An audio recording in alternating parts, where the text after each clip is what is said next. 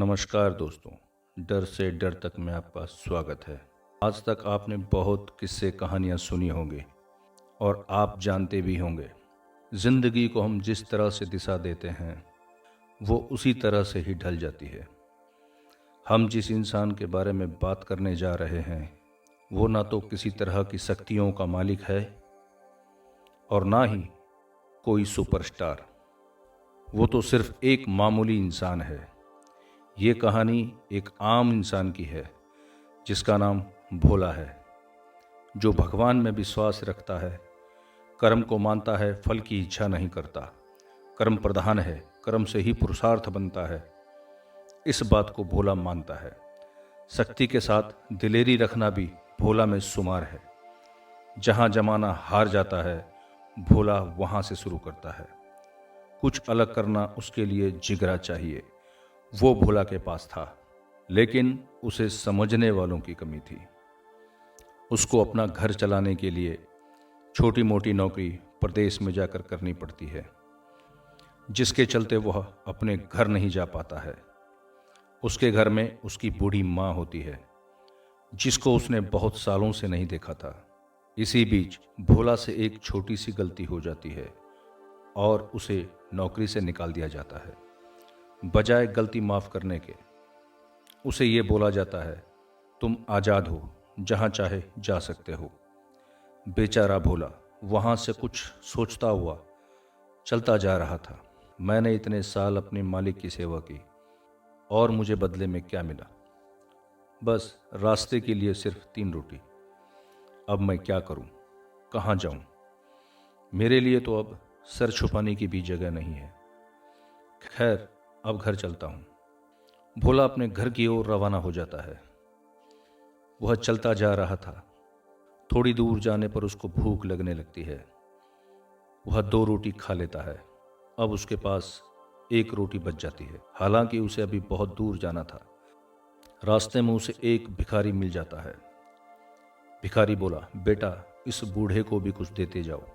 भोले ने अपनी आखिरी रोटी निकालकर भिखारी को दे दी और आगे चल दिया। चलते चलते उसका गला प्यास से सूखा जा रहा था।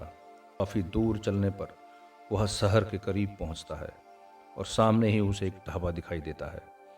ढाबा देखकर भोला राहत की सांस लेता है।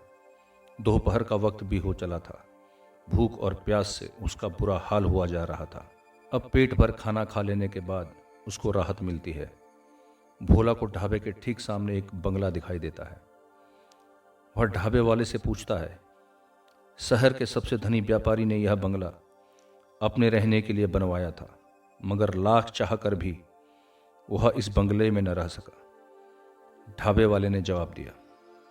भोला, क्यों? ढाबे वाला, उस बंगले में भूतों का बसेरा है। समझ लो कि वह बंगला भूत प्रेतों से भरा है। रात को वो चीखते, चिल्लाते, नाचते और वहाँ से बहुत भयानक डरावनी आवाज़ें आती हैं। अंधेरा हो जाने पर बंगले के पास जाने में भी लोगों को डर लगता है।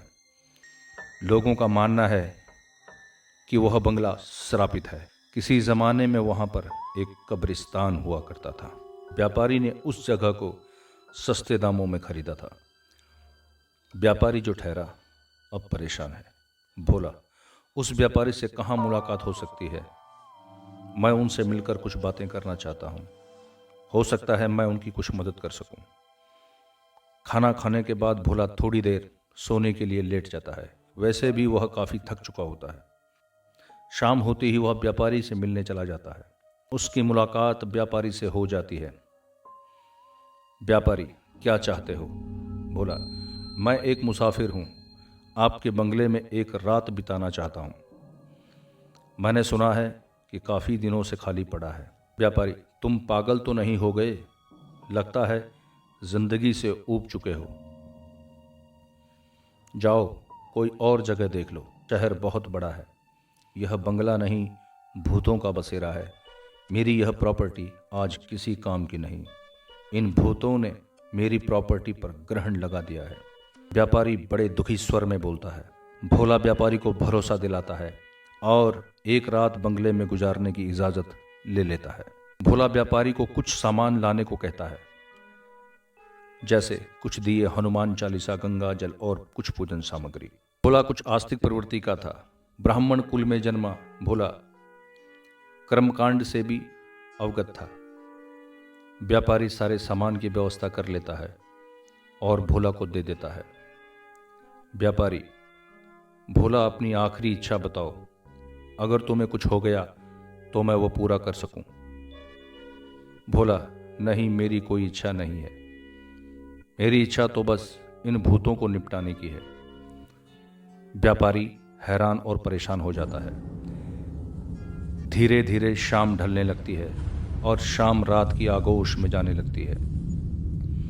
व्यापारी भोला को रात का भोजन करवाता है और बंगले के दरवाजे पर छोड़ देता है। भोला बंगले के अंदर चला जाता है।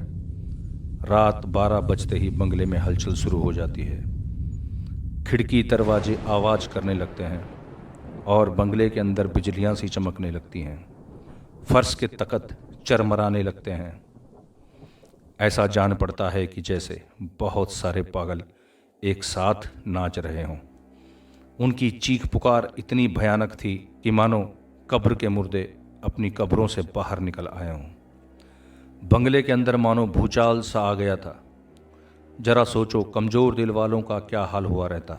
और एक भोला इस तरह से शांत बैठा था कि मानो कुछ हुआ ही ना हो। अचानक भोले के कमरे का दरवाजा खुलता है।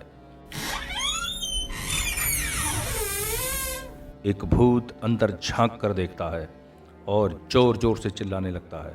भूतों में खलबली मच जाती है। भूत भोले को मारने, डराने का हर संभव प्रयास करने लगते हैं, लेकिन भोला तो भोला था, जो टस से मस नहीं हुआ। भूत भोले के पास जाने की पूरी कोशिश कर रहे थे, लेकिन भूत भोले के आत्मविश्वास के चक्र को नहीं भेद पा रहे थे। साथ ही भोला हनुमान चालीसा का पाठ कर रहा था और भूतों की तरफ गंगाजल के छींटे मार रहा था।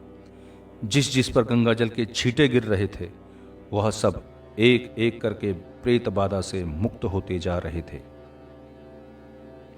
भोला और भूतों के बीच संघर्ष चलता रहा। सुबह 4 बजे तक भोला ने सभी भूतों को प्रेत बाधा से मुक्ति दिला दी थी और व्यापारी का बंगला अब पूर्ण रूप से शुद्ध हो चुका था। भोला ने भूतों पर विजय पा ली थी। दोस्तों, आपको कहानी कैसी लगी कमेंट में बताएं। लाइक करें, शेयर करें, चैनल को सब्सक्राइब करें। मिलते हैं फिर किसी दूसरी इंटरेस्टिंग कहानी के साथ। तब तक के लिए धन्यवाद।